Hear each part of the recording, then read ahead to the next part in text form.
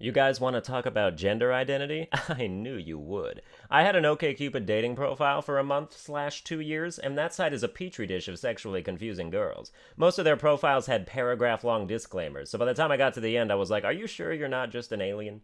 Some of their preferences were so specific, I could not imagine how they'd ever find anybody. I am a genderqueer pansexual who prefers they/them pronouns, although I identify mostly as a girl, looking for a transgender who used to be a man with male genitalia but is now a female with boobs, but who kept his dick post-op in a glass jar. Also, I forgot to mention I'm asexual, so none of this matters.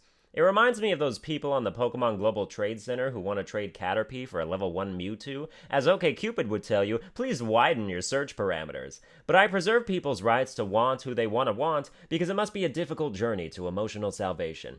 It's okay if you're pansexual. I'm just not letting you into my kitchen. Hey, what do you call a person attracted to any gender identity who's cooking eggs? A frying pan! Jokes are fun. I have some grievances, though, as people tend to do when faced with the existence of people who are different than them. Before recent events, a lot of people didn't know what the word cisgender meant, and that's because they shouldn't have to because it doesn't need to exist. Cisgender means that you identify with the sex that you were born with, which most people will call normal, but that's offensive, so watch it!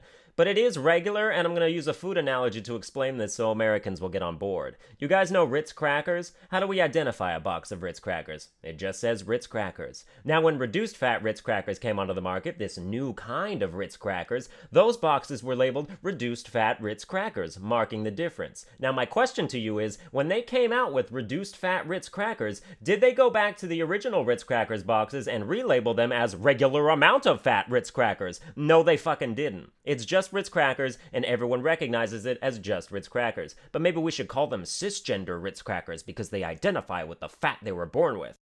Now, the real prominent figure who has brought these issues back into the public limelight is a previously man named previously Bruce Jenner. And let me tell you something straight out of the gate so I don't bury my views on this. I'm still going to call him and Bruce, although to be honest, I don't talk about him that much. But before you call me a bigot like a reactive idiot, let me tell you where this comes from. A healthy combination of laziness and apathy. You see, when Drake Bell tweeted that he was still going to call Jenner Bruce, I suspect he felt the same way I did about it, which I will explain via another of my terrific analogies. Have any of you ever had a friend you've known for years who suddenly out of the blue wanted to go by a different name? You resist, don't you? If I had a friend named Derek, God forbid, who I had known since 1976 when he won decathlon gold in the Olympics, and then all of a sudden he came up to our group and said, "Hey guys, can you all call me DJ now?" We'd be like, "Fuck no, Derek, we're not changing for you." I'm fine with people who want to change, but they can't expect me to change with them. Bruce Jenner demolished world records with a dick and balls, and that's how sports should remember him. As far as whether he should have gotten that Courage Award, I don't care, but if you're mad that a double amputee was snubbed, remember that by now that guy's probably used to not having things. Gosh, he probably wants to tear Bruce limb from limb. Ah, these jokes are too easy. Fake facts? Question 1 is an authentically real question from a real actual comment on one of my videos that was smartly automatically placed in the likely spam category by YouTube, probably just to keep the guy who asked it from being publicly shamed by how amazingly dense it is. I will now read it as it was written to me by a person who typed these exact words in a confident enough manner to actually send them. Is this nigga really a sunburned albino or just a poser?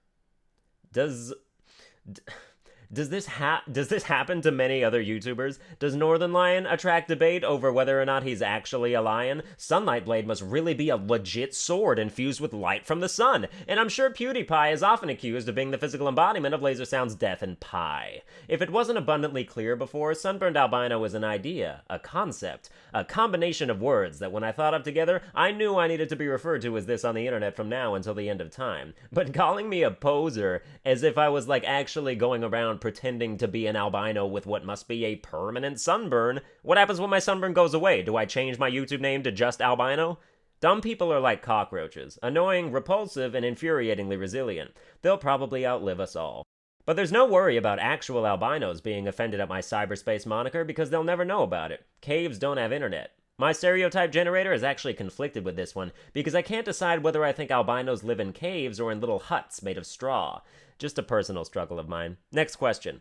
Question 2 comes to us from, wow, I don't get to see my name on the screen anymore, Jackass24, who asks, hey, remember when you used to have a mildly consistent uploading schedule of a few videos a day? What made you decide to change that to maybe one, if any?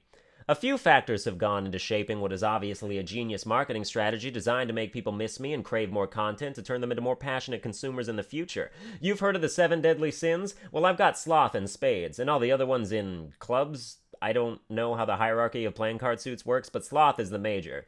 I wake up at 1 p.m. most days because I stay up until 4 or 5 in the morning every night Skyping someone who doesn't love me. Apart from that, I've been playing very large amounts of Borderlands 2 on PS4 with John, which is a game that it won't grace my channel because it's fun to play but boring to watch. I'm not going to ever stop uploading things, especially when I'm relatively on the rise at the moment, but just know that my content has no schedule and is prone to fits of heavy rain and extreme drought. Back when I was first starting out on YouTube, which was about 16 months ago at this point, I used to upload like 4 videos a day consistently, and that was when I had like 30 subscribers. It wasn't until my bullshit Dying Light video back in January of this year that more people started coming around. Now, this story sounds like I became complacent as I started to gain steam, but at the same time was when I really just ran out of games to play. Every game I owned that I thought would be good for my channel, I've put on my channel already. So now it's all about relying on new games that I enjoy, which there are many, but they don't have the same passion behind them as when I'm unveiling one of my classic favorites from long since past, you know? The way I rave about Kingdom Hearts, you'd think I unlocked a super secret ending where Kairi ages 4 years and then comes out of the TV into the real world wearing nothing but a giggle. Hey, I made sure to put ages 4 years. Well, that's going to do it for this episode. I hope you enjoyed it, and if you did, the like, share, and subscribe functions are all readily accessible, and I'll play myself off.